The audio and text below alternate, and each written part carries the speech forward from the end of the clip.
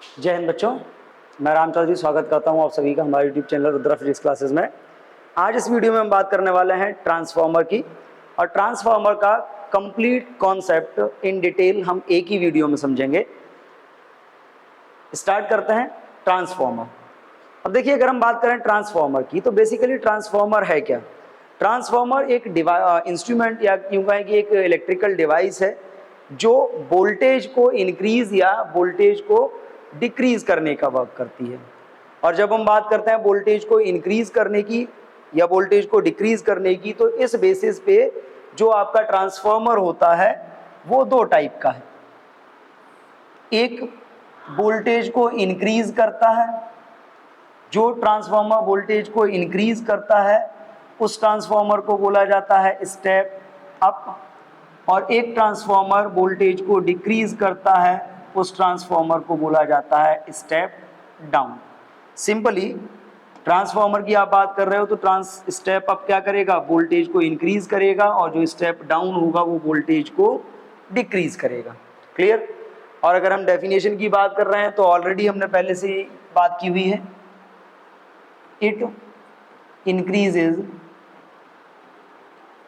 और decreases AC voltage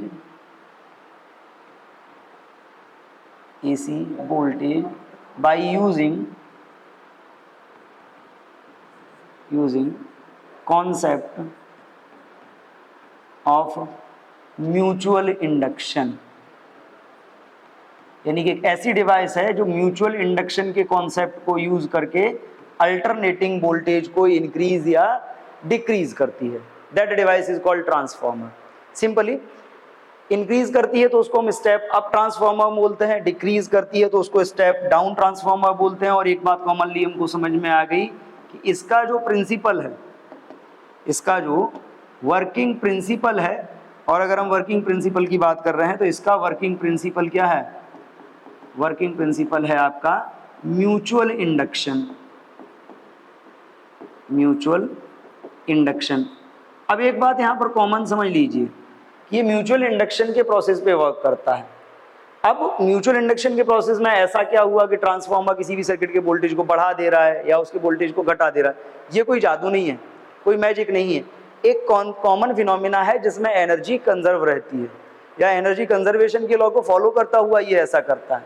कैसे, मान लीजिए कि ट्रांसफार्मर है एक आपका, आपके पास इस टाइप से ट्रांसफार्मर की हम बात करते हैं। क्लियर। और इस ट्रांसफार्मर में दो वाइंडिंग है,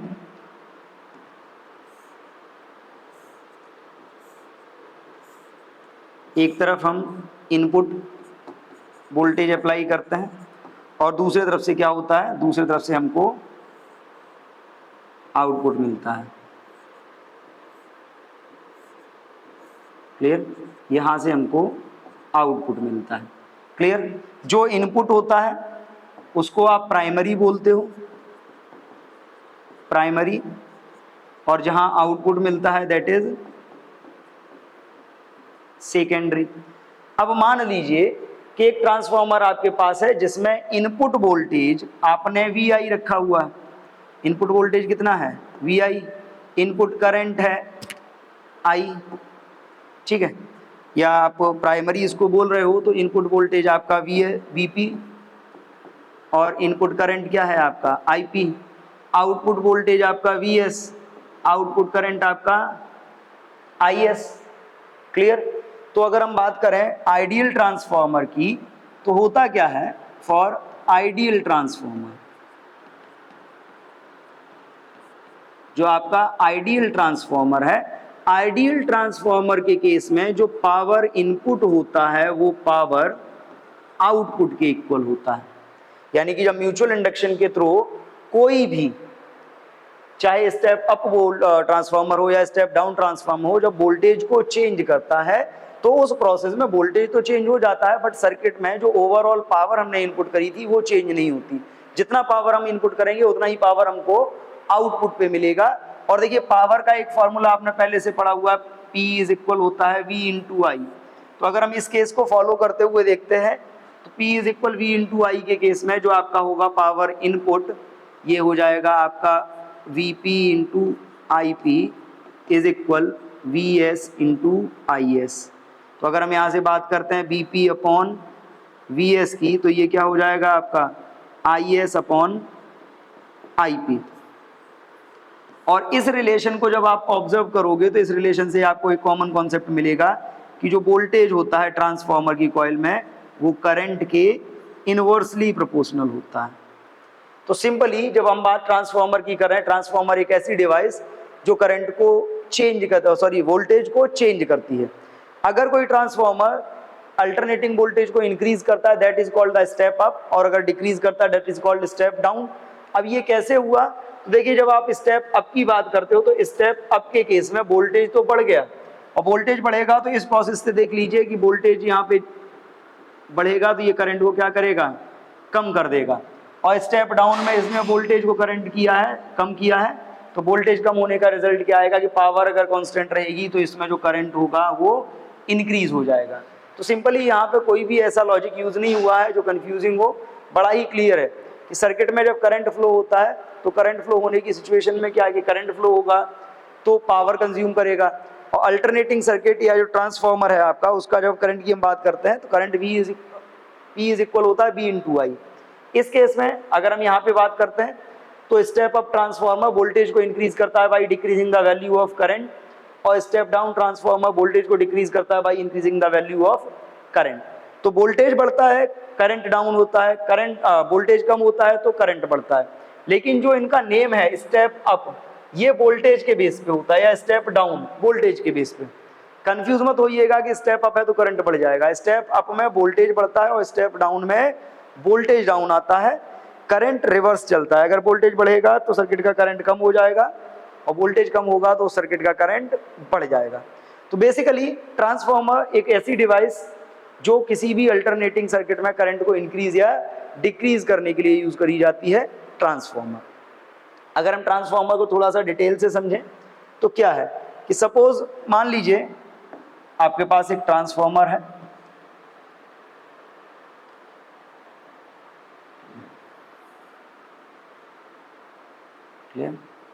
ये ट्रांसफार्मर कॉइल है। अगर हम इस ट्रांसफार्मर कॉइल की बात करते हैं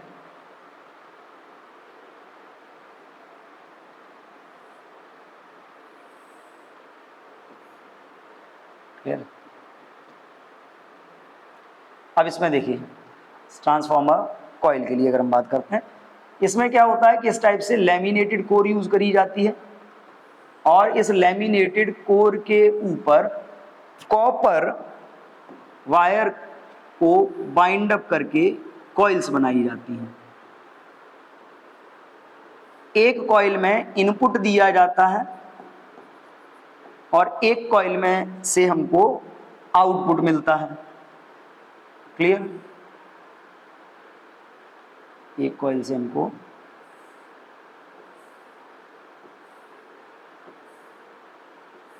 आउटपुट मिलता है। अब एक बात बड़ा क्लियर समझ लीजिए कि ये ट्रांसफार्मर है, एक कॉइल में आपने इनपुट किया अल्टरनेटिंग वोल्टेज को, और दूसरे से आपको अल्टरनेटिंग वोल्टेज ही आउटपुट में मिलेगा। और एक बहुत कॉमन बात कि ट्रांसफार्मर केवल और केवल अल्टरनेटिंग करंट पर ही वर्क करता है, डीसी करंट पे वर्क नहीं करता।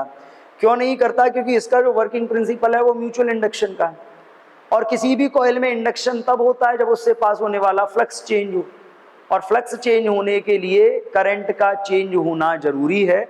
और जब डीसी करंट की हम बात करते हैं तो डीसी करंट चेंज नहीं होता, उसकी फ्रिक्वेंसी 0 होती है।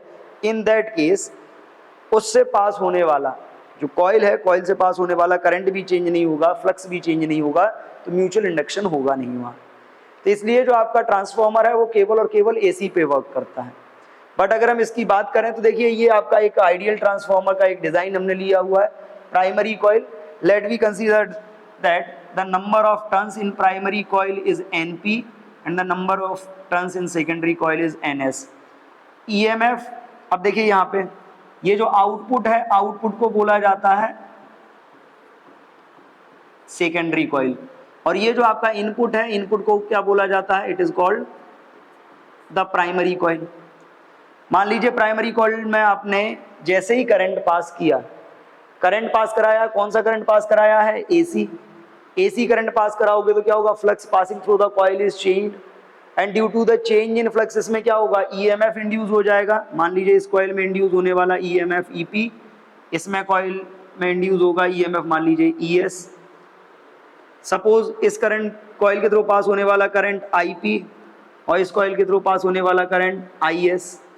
अब यहां पे देखिए, अगर हम यहां पे बात करें तो इंडक्शन के लिए हमको क्या क्या मालूम है, जो इंड्यूस्ड ईएमएफ होता है, induced EMF, induced EMF E is equal क्या होता है, minus N D phi by D T. क्योंकि जब कॉइल से करंट पास होगा और करंट चेंज होगा, then due to the change in current इस कॉइल में सेल्फ इंडक्शन के कारण एक ईएमएफ इंड्यूस हो जाएगा और इसमें म्यूचुअल इंडक्शन के कारण, यानी कि इंडक्टेंस यहाँ दोनों कॉइल में होगा, दोनों में ही ईएमएफ डेवलप होगा। अब दोनों में ईएमएफ की अगर हम बात करते हैं तो इसके बेस पे अगर हम बात करें तो ये ईपी इज इक्वल आपका क्या आएगा, EP is equal minus N P into D phi by D T, और दूसरा आपका जो ईएस आएगा कितना होगा, minus N S D phi by D T. अगर आप इन दोनों को कंपेयर करते हो, दोनों को कंपेयर करते हो तो आपको क्या मिलेगा, जो आपका EP अपॉन ES है वो किसके इक्वल होगा, minus NP into D phi by D t upon minus NS d phi by D t. D phi by D t से d phi by D t cancel, minus से minus भी cancel हो जाएगा। तो यहाँ से आपको क्या रिलेशन मिला, यहाँ से आपको एक बहुत कॉमन रिलेशन मिला कि जो आपका EP अपॉन ES है वो क्या होगा, NP अपॉन NS के इक्वल होगा। क्लियर। और एक बात समझ लीजिए, एक बात हमको पहले से भी मालूम है, क्या मालूम है कि जो वोल्टेज होता है, यानी कि जो आपका EP अपॉन ES है आइडियल ट्रांसफॉर्मर के केस में, ये किसके इक्वल है, NIS अपॉन IP के इक्वल है। अगर ये कंडीशन बेटा हम अप्लाई कर लेते हैं इस ट्रांसफॉर्मर के केस में, तो इस ट्रांसफॉर्मर केस में अगर ये कंडीशन हम अप्लाई करेंगे तो हमको क्या मिलेगा, EP upon ES is equal NP upon NS that is equal IS upon IP। Clear. अब यहां से देखो, ये जो लॉजिक हमको मिला है, इस लॉजिक के बेस पे अगर हम बात करें, ट्रांसफॉर्मर हमारे पास दो टाइप के हैं, ट्रांसफॉर्मर दो टाइप के हैं, एक स्टेप अप और एक स्टेप डाउन। तो यहां से अगर हम बात करें तो एक बात तो क्लियर है कि जो ईएमएफ है वो नंबर ऑफ टर्न के डायरेक्टली प्रोपोर्शनल निकल के आ रहा है, यानी कि जिस कॉइल में नंबर ऑफ टर्न ज्यादा होगा उसमें ईएमएफ भी ज्यादा होगा, मतलब उसका वोल्टेज ज्यादा होगा, और जिसमें वोल्टेज ज्यादा होगा उसका करंट कम होगा। तो अगर हम इस रिलेशन के बेस पे देखें तो ये जो आपका NP अपॉन NS है, NP अपॉन NS को बोला जाता है R, और R को हम बोलते हैं ट्रांसफॉर्मेशन रेशियो, ट्रांसफॉर्मेशन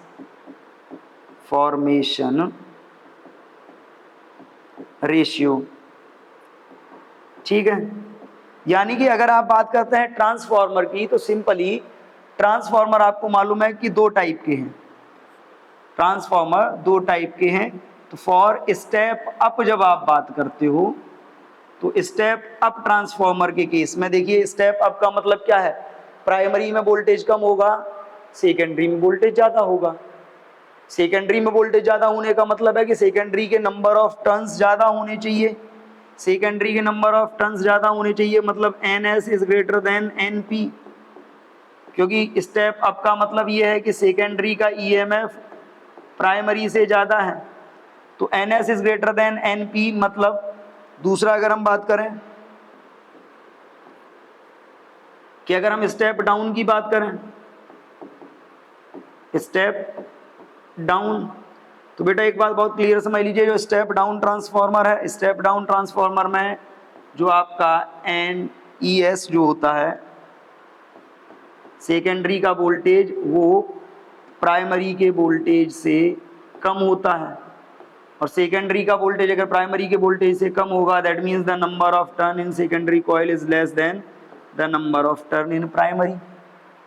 तो बहुत क्लियरली समझ लीजिए आप कि ट्रांसफार्मर वोल्टेज को इंक्रीज या डिक्रीज करता है। जो ट्रांसफार्मर वोल्टेज को इंक्रीज करता है that is called step up, जो ट्रांसफार्मर वोल्टेज को डिक्रीज करता है that is called step down.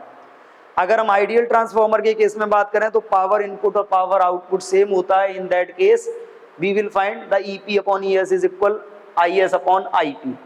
और अगर हम आइडियल ट्रांसफार्मर की ही बात करें तो आइडियल ट्रांसफार्मर के केस में जो EMF आपका इंड्यूस होगा फर्स्ट प्राइमरी कॉइल में और जो सेकेंडरी कॉइल में, वो आएगा आपका -NP d∅dt, सेकेंडरी में आएगा -NS d∅dt। रेशियो अगर आप इनका करते हो तो कैंसिल होने के बाद आपके पास बचेगा EP upon ES is equal NP upon NS। अगर हम इसको करंट के साथ भी मर्ज कर लें तो फाइनली हमको ये मिलने वाला है। और इसी से एक रिलेशन क्लियर हो गया कि जो EMF है वो नंबर ऑफ टर्न के डायरेक्टली प्रोपोर्शनल होगा। कॉइल में, जिस कॉइल में नंबर ऑफ टर्न ज़्यादा होंगे उधर का वोल्टेज ज़्यादा होगा, जिस तरफ की कॉइल में नंबर ऑफ टर्न कम होंगे उसका वोल्टेज कम होगा। इसके बेस पे हमको दो रिजल्ट मिलते हैं कि स्टेप अप ट्रांसफार्मर में सेकेंडरी कॉइल में नंबर ऑफ टर्न ज़्यादा होते हैं, स्टेप डाउन में सेकेंडरी कॉइल में नंबर ऑफ टर्न कम होते हैं। क्लियर? ये तो बात थी आइडियल ट्रांसफार्मर की। हमने आइडियल ट्रांसफार्मर की बात करी। आइडियल ट्रांसफार्मर के लिए हमको क्या क्या मिला है उसकी हम बात करते हैं। देखो, आइडियल ट्रांसफार्मर के केस में हमको जो मिला,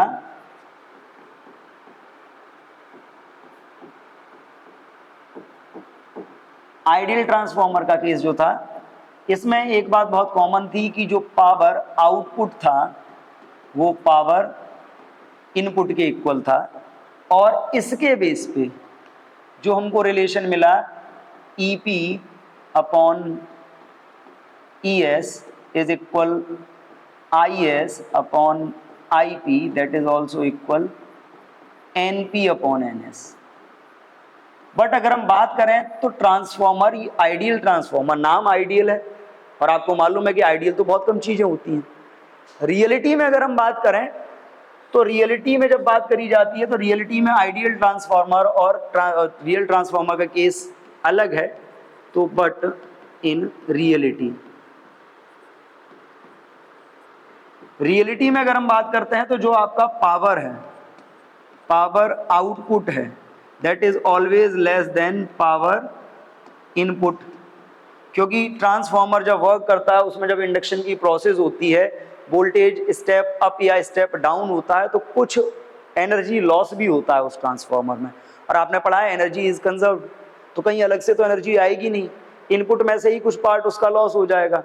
तो जब रियलिटी की हम बात करते हैं तो रियलिटी में आउटपुट पावर इनपुट पावर से कम होती है, और आउटपुट पावर इनपुट पावर से कम होने का मतलब है कि जो ट्रांसफार्मर होगा वो 100% एनर्जी को कन्वर्ट नहीं करेगा।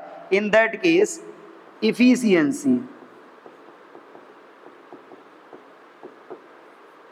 इफिशियंसी ऑफ ट्रांसफार्मर, अगर हम इस में बात करें इसी केस में, तो देखो अगर ये रियलिटी है तो इस रियलिटी के केस से अगर हम बात करें तो इफिशियंसी एक कॉन्सेप्ट यहाँ पे जनरेट होता है, इफिशियंसी ऑफ ट्रांसफार्मर। ठीक है, अब देखिए इफिशियंसी क्या होगी, आपने ऑलरेडी पढ़ा हुआ। इफिशियंसी किसी भी सर्किट की, किसी भी डिवाइस की जो आपकी होती है, that is the ratio of output power to the input power multiplied by 100। ऐसी को चाहो तो आप ये भी लिख सकते हो, ES into IS upon EP into IP into 100। और एक बात याद रखिएगा, भूल के भी इस वाले केस में ES upon EP upon ES, IS upon IP मत कर दीजिएगा, क्योंकि ये आइडियल ट्रांसफार्मर का केस नहीं है। इफिशियंसी जो होगी आइडियल ट्रांसफार्मर के केस में 100% होगी। ये हम रियल केस की बात करेंगे जब आइडियल ट्रांसफार्मर, जो आपका ट्रांसफार्मर है वो 100% एनर्जी को कन्वर्ट नहीं करेगा। जो वोल्टेज स्टेप हो रहा, अप हो रहा है या स्टेप डाउन हो रहा है, उसमें कुछ ना कुछ एनर्जी लॉस होगा। तब की बात हम यहाँ पे करने वाले हैं। क्लियर? अब एक बात समझ लीजिए कि जब हम बात करते हैं ट्रांसफार्मर की, तो नॉर्मली ट्रांसफार्मर से रिलेटेड जो न्यूमेरिकल्स हमसे पूछे जाते हैं, चाहे बोर्ड एग्जाम में हो या किसी भी एग्जाम में, जो न्यूमेरिकल्स आते हैं वो सिंपली दो ही टाइप के आते हैं। या तो न्यूमेरिकल आपसे पूछा जाएगा इससे, आइडियल ट्रांसफार्मर के केस में पूछा जाएगा तो इससे सॉल्व होगा, और अगर इफिशियंसी का पूछा जाएगा तो इस फॉर्मूले से आपका सॉल्व होगा। क्लियर? अब एक बात कि जब हमने रियलिटी की बात करी तो हमको ये बात मालूम पड़ गई कि ट्रांसफार्मर में एनर्जी लॉसेज होते हैं। अब वो एनर्जी लॉसेज कितने होते हैं, जरा उनकी बात करते हैं। तो देखिए, एनर्जी लॉसेज को समझने के लिए हम बात करते हैं एनर्जी लॉसेज इन ट्रांसफार्मर क्यों होते हैं और हम उनको मिनिमाइज कैसे कर सकते हैं, हम दोनों कॉन्सेप्ट पे बात करने वाले हैं। तो देखिए, एनर्जी लॉस अगर ट्रांसफार्मर की बात करें तो बेसिकली मान लीजिए आपके पास ये एक ट्रांसफार्मर कॉइल है, ये ट्रांसफार्मर कॉइल है,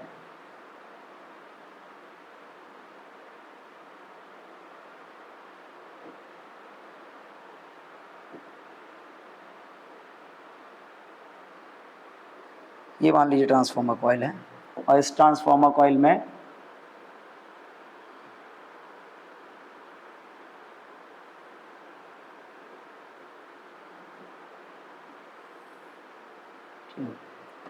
हमने क्या किया हुआ है, इधर हमने बाइंडिंग कर रखी है,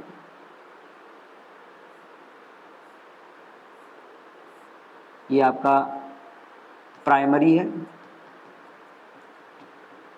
प्राइमरी मतलब इनपुट,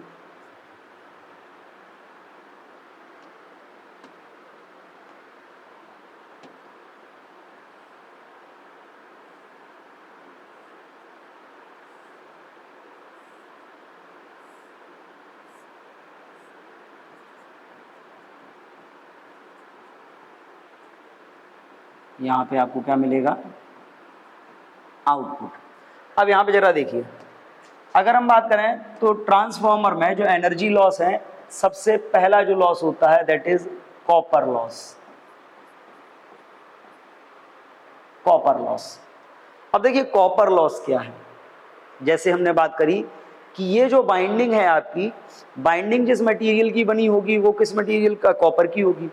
हम कॉपर क्यों प्रेफर करते हैं बाइंडिंग्स बनाने के लिए, ये जो कॉइल्स हैं इनकी बाइंडिंग्स बनाने के लिए, कि कॉपर का जो रेजिस्टेंस होता है अदर कंडक्टर्स के कंपैरिजन में बहुत कम होता है।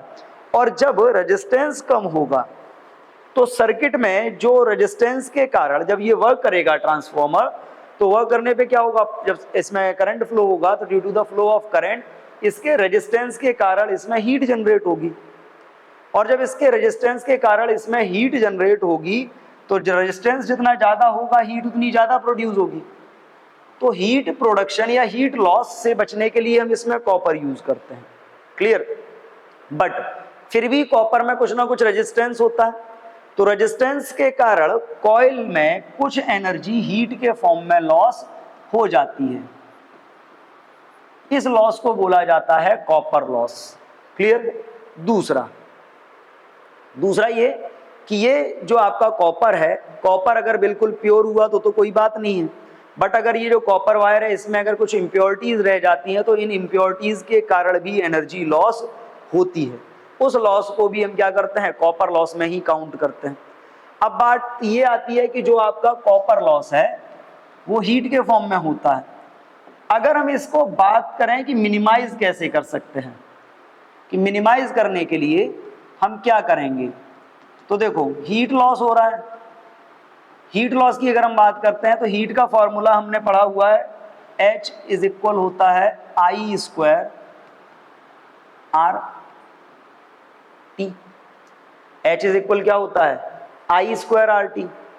I स्क्वायर आर टी का मतलब करंट जितना ज्यादा फ्लो होगा हीट लॉस उतना ज्यादा होगा, रेजिस्टेंस जितना ज्यादा होगा हीट लॉस उतना ज्यादा होगा। अब एक कॉमन सी बात समझिए, रेजिस्टेंस जितना ज्यादा होगा हीट लॉस उतना ज्यादा होगा। हम इसको कम कैसे कर सकते हैं, इसको कम करने के लिए जो आपका वायर है, वायर की थिकनेस को, बाई चेंजिंग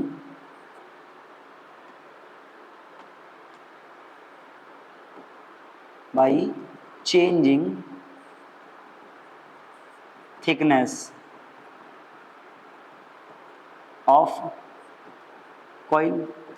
अब एक बात समझिए, जैसे आपने बात करी है कि स्टेप अप ट्रांसफॉर्मर है। स्टेप अप ट्रांसफॉर्मर का मतलब क्या है कि प्राइमरी कॉइल में वोल्टेज कम है तो करंट ज़्यादा होगा। करंट ज़्यादा होगा तो प्राइमरी और सेकेंडरी का अगर हम कंपैरिजन करें, दो कॉइल हैं, दोनों कॉइल में ज़्यादा हीट लॉस किस में होगा? जिसमें करंट ज़्यादा होगा। करंट ज़्यादा होगा क्योंकि करंट ज़्यादा होगा तो हीट लॉस ज़्यादा होगा। अब क्या करें हम इसको कम करने के लिए? दो ऑप्शन है। करंट बढ़ रहा है तो हम कुछ ऐसा करें कि रेजिस्टेंस कम होता जाए, रेजिस्टेंस कम होता जाए। तो रेजिस्टेंस कम होने का मतलब है कि रेजिस्टेंस को कम करने के लिए आपको क्या करना पड़ेगा? जो वायर है, वायर का क्रॉस सेक्शन एरिया बढ़ाना पड़ेगा, क्योंकि आपने जो पढ़ा हुआ है R इज इनवर्सली प्रोपोर्शनल होता है A। R is inversely proportional A होने का मतलब है कि हम क्रॉस सेक्शन एरिया वायर का जितना बढ़ाते जाएंगे रेजिस्टेंस उतना कम होता जाएगा। रेजिस्टेंस कम होगा तो हीट मिनिमाइज होती जाएगी। तो ऐसा करने के लिए हम क्या करते हैं कि ऐसा करने के लिए we will use thick wire in coil that have more current, जिसमें करंट ज्यादा है उस कॉइल की तरफ हम क्या करते हैं? मोटा वायर यूज कर देते हैं, क्योंकि करंट ज्यादा होने का हीट लॉस ज्यादा होता है। और अगर हम वायर मोटा कर देंगे तो वायर मोटा होने का मतलब ये है कि रेजिस्टेंस कम हो जाएगा तो हीट मिनिमाइज हो जाएगी। तो पहला लॉस है हमारा कॉपर लॉस। कॉपर लॉस मतलब कॉपर वायर में उसके रेजिस्टेंस के कारण हीट लॉस होता है। कंप्लीट हम लिख देते हैं heat loss due to resistance. ठीक है, तो हम करते क्या? रेजिस्टेंस को कम करने के लिए वायर को मोटा कर देते हैं। और किस तरफ हम वायर को मोटा करते हैं? जिस तरफ करंट ज्यादा होता है। यानी कि स्टेप अप की अगर आप बात कर रहे हो तो स्टेप अप की प्राइमरी कॉइल में करंट ज्यादा होता है तो प्राइमरी कॉइल मोटी रहेगी। स्टेप डाउन की अगर आप बात करते हो तो सेकेंडरी कॉइल में करंट ज्यादा होता है तो सेकेंडरी कॉइल मोटी रहेगी। क्लियर? दूसरा हम बात करते हैं, दूसरा जो लॉस आता है इसमें सेकेंड, वो आता है आपका आयरन लॉस। सेकेंड जो लॉस होगा वो होगा आपका कौन सा? Iron loss. अब देखिए आयरन लॉस क्या है? जैसे ये जो हमने कोर यूज करी है, ये जो कोर है, कोर, ये कोर क्या होती है? हम सॉफ्ट आयरन की बनाते हैं। सॉफ्ट आयरन की बनाने के पीछे भी एक रीजन है। अगर हम आयरन लॉस की बात करें तो बेसिकली आयरन लॉस आपके दो टाइप से हो सकते हैं। एक हो सकता है आपका eddy current loss, eddy current loss, और दूसरा आपका हो सकता है इसमें हिस्टैरिसीस लॉस। क्लियर? अब देखिए एडी करंट लॉस और हिस्टैरिसीस लॉस, इनको प्रोटेक्ट करने के लिए, इनको मिनिमाइज करने के लिए हम क्या कर सकते हैं? पहले बात करते हैं एडी करंट लॉस की। अगर हमने ये जो कोर है, ये कोर हमने एकदम सॉलिड मटेरियल से बना दी, तो सॉलिड मटेरियल से बनाने का क्या होगा कि जैसे ही इंडक्शन होगा इस कोर के अंदर एडी करंट डेवलप होने लगेंगे। और एडी करंट डेवलप होने का रीजन क्या है कि एडी करंट डेवलप होंगे तो ये कोर क्या होगी? हीट प्रोड्यूस होगा एडी करंट के कारण। एडी करंट, कोर में पहले से रेजिस्टेंस था और रेजिस्टेंस के कारण ये क्या होगा? इसमें हीट प्रोड्यूस होगी, और हीट मतलब एनर्जी लॉस। ऐसा ना हो तो इससे बचने के लिए हम क्या करते हैं? ये जो कोर होती है, आपने पहले भी पढ़ा है कि एडी करंट के प्रोडक्शन को कम करने के लिए या तो हम कंडक्टर को लेमिनेट कर देते हैं थिन शीट्स के फॉर्म में। हम क्या करते हैं? जो कोर होती है वो लेमिनेटेड यूज करते हैं। लेमिनेटेड कोर यूज करने का मतलब है कि इसमें जो कोर बनेगी उसमें मेटल की बहुत पतली पतली शीट्स को एक दूसरे से आइसोलेट करके लेयर के फॉर्म में हम रखते हैं। और जब लेयर के फॉर्म में इनको रखा जाएगा तो इसमें एडी करंट का जो प्रोडक्शन होगा वो कम हो जाएगा। एडी करंट का प्रोडक्शन कम होने का मतलब है एडी करंट लॉस जो होंगे वो आपके मिनिमाइज हो जाएंगे। लेयर बना के हम इनको आइसोलेट इसलिए कर देते हैं, दो लेयर्स के बीच में हम थिन प्लास्टिक शीट लगा देते हैं ताकि अगर किसी शीट में एडी करंट प्रोड्यूस भी हो तो वो दूसरे शीट को इफेक्ट ना करें। और ऐसा करने से क्या होगा? हीट लॉस बहुत कम हो जाएगा। दूसरा हिस्टेरेसिस लॉस। अब देखिए हिस्टेरेसिस क्या है, जो कोर है, इस कोर के ऊपर हमने वाइंडिंग की हुई है कॉइल्स की। कॉइल्स में जब अल्टरनेटिंग करंट पास होगा तो अल्टरनेटिंग करंट पास होने पे क्या होगा, बार बार करंट की डायरेक्शन रिवर्स होगी। करंट की डायरेक्शन बार बार रिवर्स होने से क्या होगा कि जो कोर मटेरियल है आपका वो बार बार मैग्नेटाइज और डीमैग्नेटाइज होगा। आपने पढ़ा है कि जब भी किसी करंट के ऊपर मैग्नेटिक फील्ड, मेटल के ऊपर या फेरोमैग्नेटिक मटेरियल के ऊपर, सॉरी फेरोमैग्नेटिक मटेरियल के ऊपर मैग्नेटिक फील्ड अप्लाई आप करते हो तो वो मैग्नेटाइज होता है। यहाँ पे जब चेंजिंग करंट आप पास कराओगे तो इस कॉइल के अंदर मैग्नेटिक फील्ड डेवलप होगा। वही मैग्नेटिक फील्ड क्या होगा, वही मैग्नेटिक फील्ड इस कोर को मैग्नेटाइज करेगा। और जब वो मैग्नेटिक फील्ड इस कोर को मैग्नेटाइज करेगा और जैसे ही करंट की डायरेक्शन रिवर्स होगी, मैग्नेटिक फील्ड की डायरेक्शन रिवर्स हो जाएगी आधे साइकिल के बाद। यानी कि मैग्नेटिक फील्ड की डायरेक्शन रिवर्स होगी तो वो इसको डीमैग्नेटाइज करेगा। यानी कि due to the alternating current जो मैग्नेटिक फील्ड प्रोड्यूस हो रहा है कॉइल्स में, वो कोर मटेरियल को बार बार मैग्नेटाइज और डीमैग्नेटाइज कर रहा है।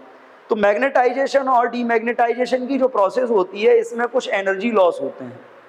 इन लॉसेस को बोला जाता है हिस्टेरेसिस लॉस, कि बार बार मैग्नेटाइज या डीमैग्नेटाइज करने में कुछ मैग्नेटिक फील्ड वेस्ट हो जाएगा, कुछ एनर्जी वेस्ट हो जाएगी, जिसको बोलेंगे हिस्टेरेसिस लॉस।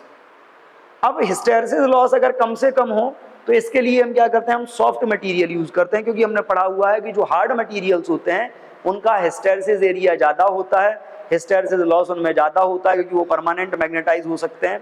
लेकिन जो सॉफ्ट मटेरियल्स होते हैं वो परमानेंट मैग्नेटाइज नहीं होते, यानी कि उनका मैग्नेटाइजेशन और डीमैग्नेटाइजेशन बहुत तेज़ी से होता है, जिस केस में जो आपका लॉस है, मैग्नेटिक फील्ड का जो लॉस है वो कम हो जाता है। तो इस टाइप से अगर हमको हिस्टेरेसिस लॉस कम करना है तो हिस्टेरेसिस लॉस को कम करने के लिए हम क्या यूज करते हैं, सॉफ्ट आयरन यूज करते हैं। तो एक बात समझ लीजिए, एडी लॉस को कम करने के लिए हम क्या करते हैं, लैमिनेटेड कोर यूज करते हैं, लैमिनेटेड कोर। और दूसरा आपका हिस्टेरेसिस लॉस था, हिस्टेरेसिस लॉस को कम करने के लिए हम क्या यूज करते हैं, सॉफ्ट आयरन यूज करते हैं। क्लियर। थर्ड अगर हम इसमें बात करें तो देखिए थर्ड टाइप का जो आपका लॉस है, थर्ड लॉस को बोला जाता है फ्लक्स लॉस। अब देखिए फ्लक्स लॉस क्या है, जैसे ये हमने कोर बनाया हुआ है, जैसे ही करंट पास कराओगे प्राइमरी कॉइल में ये मैग्नेटिक फील्ड प्रोड्यूस होगा और ये मैग्नेटिक फील्ड इस कोर के थ्रू कहाँ जाएगा, सेकेंड कॉइल में जाएगा। बट इस केस में अगर हम देखते हैं तो जो फ्लक्स इसमें जाएगा 100% फ्लक्स कोर के थ्रू सेकेंडरी कॉइल में नहीं पहुंच पाता। कुछ फ्लक्स जो होता है वो इन एंड्स पे क्या होता है, लॉस हो जाता है, इन एंड्स पे लॉस हो जाएगा। और जब फ्लक्स यहाँ पे लॉस हो जाएगा तो जो हमने इक्वेशन पढ़ी थी EP is equal n D phi by D t, ES is equal NS d phi by D t, तो d phi by D t first coil और सेकेंड कॉइल का सेम नहीं रहेगा। और जब दोनों का सेम नहीं रहेगा मतलब कुछ मैग्नेटिक फ्लक्स अगर नहीं पहुंचा सेकेंडरी कॉइल तक तो फ्लक्स लीकेज जो होगा उससे भी एनर्जी लॉस होता है, उसको हम बोलते हैं फ्लक्स लॉस। और देखिए फ्लक्स लॉस को कम करने का एक ही मेथड है कि ट्रांसफार्मर की जो कॉइल है दोनों कॉइल्स को एक दूसरे के ऊपर रैप कर दिया जाए। मतलब ट्रांसफार्मर का डिजाइन कुछ अगर हम ऐसा कर दें, कॉइल है ट्रांसफार्मर का वो कुछ ऐसा हो जाए हमारा, यानी कि यहाँ पे जो मिला हुआ है हमको, हम इसी के ऊपर इस टाइप से ये प्राइमरी कॉइल हो गई, इसी के ऊपर हम क्या करें, हम सेकेंडरी कॉइल आइसोलेट करके एक ही जगह पे क्या करें, दोनों कॉइल्स को बाइंड अप कर देते हैं एक ही कोर पे। तो जितना फ्लक्स फर्स्ट कॉइल प्रोड्यूस करेगी वही फ्लक्स सेकेंड कॉइल से भी पास होगा। तो ऐसा करके हम फ्लक्स लॉस को कम कर सकते हैं। एक लॉस और होता है जिसको बोला जाता है हमिंग लॉस। Humming loss. अब देखिए हमिंग लॉस क्या है, जैसे आपने देखा होगा ट्रांसफार्मर के आसपास से अगर आप कभी गुजरोगे तो जो ट्रांसफार्मर होता है उसमें एक टाइप की साउंड प्रोड्यूस होती है, वाइब्रेशन की साउंड प्रोड्यूस होती है। वो जो वाइब्रेशन की साउंड प्रोड्यूस हो रही है उस प्रोसेस में जो लॉस हो रहा है उस लॉस को बोला जाता है हमिंग लॉस। क्यों प्रोड्यूस होती है वो साउंड, वो समझ लीजिए, क्योंकि जब इस कॉइल में करंट पास होगा, तो कॉइल में करंट पास होने के कारण ये जो कोर है, ये कोर क्या होगी, मैग्नेटाइज होगी, डीमैग्नेटाइज बार बार होगी। तो इस प्रोसेस में इसके जो एटम हैं, एटम मैग्नेटाइज होते हैं, और जब ये एटम मैग्नेटाइज होते हैं तो वो एटम वाइब्रेट करते हैं, और उस वाइब्रेशन के कारण जो साउंड प्रोड्यूस होती है उसमें भी कुछ एनर्जी लॉस होता है, that loss is called humming loss. Clear? तो these are the 4 types of energy loss in transformer. Number 1 copper loss. Copper loss का मतलब है कॉपर में जो हीट लॉस होता है रेजिस्टेंस के कारण, उसको हम क्या करते हैं, वायर की थिकनेस को बढ़ा के कम कर लेते हैं। दूसरा आयरन लॉस होता है। आयरन लॉस में 2 टाइप के आते हैं, एक एडी करंट लॉस और एक हिस्टैरिसीस लॉस। एडी करंट को मिनिमाइज करने के लिए लैमिनेटेड कोर यूज करते हैं, हिस्टैरिसीस लॉस को मिनिमाइज करने के लिए सॉफ्ट आयरन यूज करते हैं। तीसरा होता है फ्लक्स लॉस, यानी कि फ्लक्स लीकेज। इसको कम करने के लिए हम क्या करते हैं, जो बाइंडिंग है वो एक ही 1/n तक कर देते हैं। लास्ट है हमिंग लॉस। हमिंग लॉस देखिए, हमिंग लॉस को मिनिमाइज करना थोड़ा सा मुश्किल है, क्योंकि हम एटम की वाइब्रेशंस को नहीं रोक सकते। क्लियर? अब एक बात और, कभी कभी क्वेश्चन ये आता है कि ट्रांसफार्मर में हमने देखा है ऐसा तो दिखाई नहीं देता जैसा डायग्राम में ये शो किया गया, ये उसका इंटरनल स्ट्रक्चर है। बाहर क्या होता है कि इसकी कवरिंग होती है, और कवर में क्या होता है, कवर और कॉइल के में ऑयल फिल किया जाता है। ऑयल, क्वेश्चन कभी कभी ये आता है कि ऑयल क्यों फिल करते हैं हम उसमें। तो बेटा देखो, ऑयल फिल करने का एक वैलिड रीजन है। रीजन ये है कि जब ट्रांसफार्मर वर्क करता है रेगुलरली तो उसमें हीट प्रोड्यूस होती है। वैसे तो हम हीट को मिनिमाइज करने के लिए कॉइल की थिकनेस या लैमिनेटेड आयरन को सारा कुछ करते हैं, लेकिन फिर भी कुछ ना कुछ हीट प्रोड्यूस होती रहती है। अगर वो हीट रेगुलरली प्रोड्यूस होगी तो क्या होगा, जो बाइंडिंग होगी वो बहुत ज़्यादा गर्म होगी, और गर्म होने के बाद वो बाइंडिंग पिघल सकती है, यानी कि जो हमारा इंसुलेशन है वो खत्म हो सकता है और ट्रांसफार्मर खराब हो सकता है। तो उस हीट को कम करने के लिए हम एज ए कूलेंट उस ऑयल को उसमें फिल कर देते हैं। जब हम उस ऑयल को फिल कर देते हैं उसमें, तो जो हीट है वो ऑयल में ट्रांसफर हो जाती है और सरफेस एरिया बढ़ जाता है, जिसके कारण कूलिंग की जो रेट है वो बढ़ जाती है, और ट्रांसफार्मर हमारा जो हीट लॉस, हीट जो उसमें प्रोड्यूस हो रही है उसको धीरे धीरे कम होती रहती है। इसलिए हम उसमें क्या करते हैं, हम उसमें ऑयल यूज करते हैं। क्लियर? चलिए आगे चलते हैं, कुछ न्यूमेरिकल्स हैं ट्रांसफार्मर से रिलेटेड, हम उनको भी सॉल्व करके देखते हैं। जैसे ये दिया है, given the input current 15 ampere and input voltage 100 volt for a step up transformer having 80% efficiency, find the output power end voltage in secondary if output current is 3 ampere. अब यहाँ पे देखो, आपने फॉर्मूला पढ़ा है इफिशियंसी का, क्या होता है, आउटपुट पावर यानी कि इनटू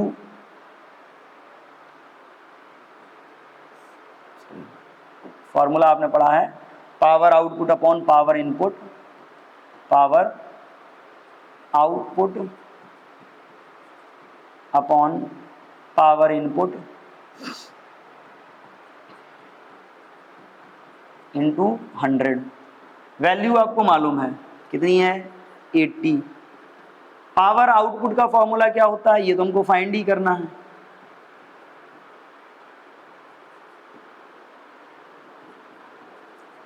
पावर इनपुट मतलब input voltage into input current multiplied by 100। 20 से कैंसिल कर लो, 4 5 वैल्यू रखेंगे हम इसकी, तो ये क्या होगा, पावर आउटपुट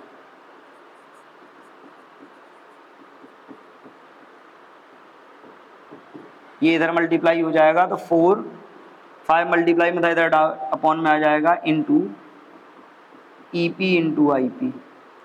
वैल्यू रखते हैं 4/5।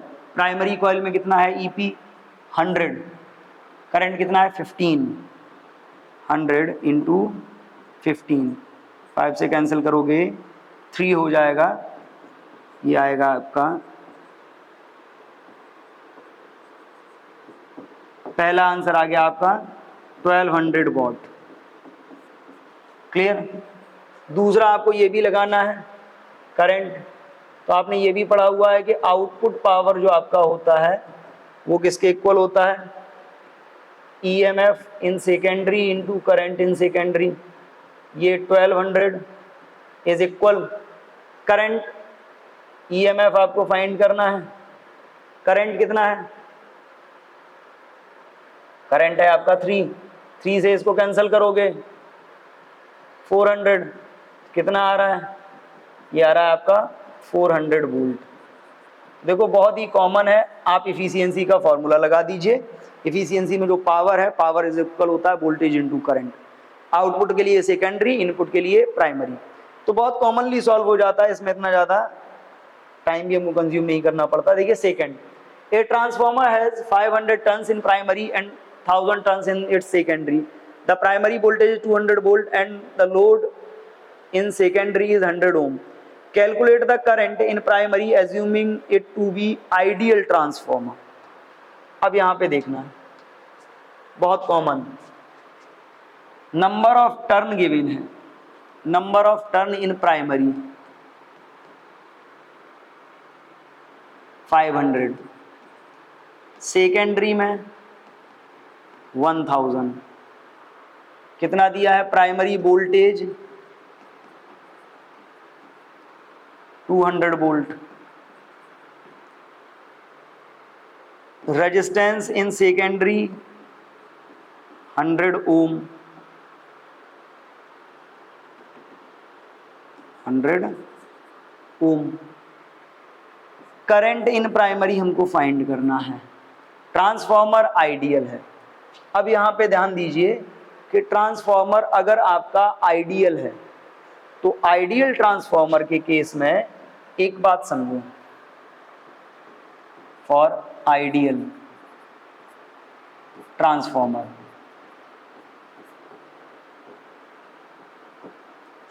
जो NP अपॉन NS होता है वो आपका BP अपॉन VS। NP कितना है? 500, NS कितना है? 1000 इज इक्वल, VP कितना है? 200 और ये आपका VS जरा देखिए कितना होगा? VS इज इक्वल क्या आएगा? 400 वोल्ट। क्लियर? अब एक बात और कॉमन समझ लीजिए कि आइडियल ट्रांसफार्मर का ही केस आपको लेना है और आइडियल के लिए, फॉर आइडियल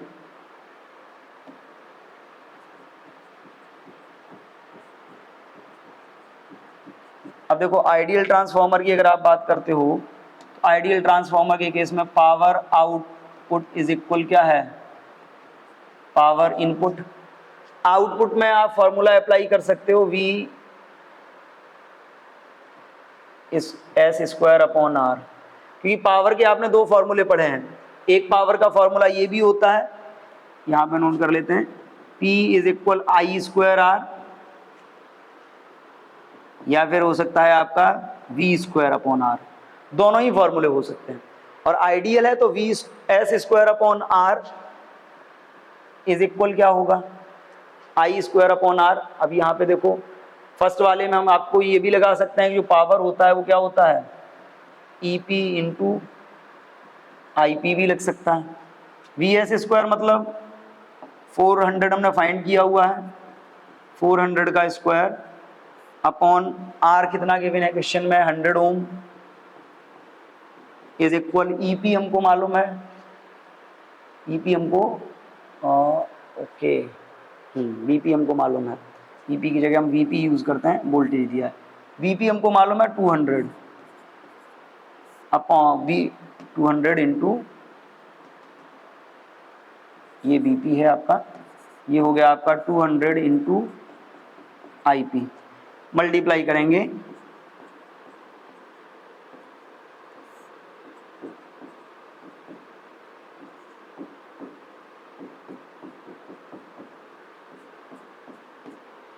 क्लियर? और अगर आप इससे कैंसिल करते हो तो ये कितना आएगा? 8। IP इज इक्वल क्या आ रहा है?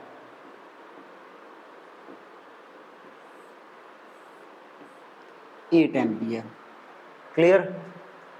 IP इज इक्वल 8 एम्पियर आ रहा है।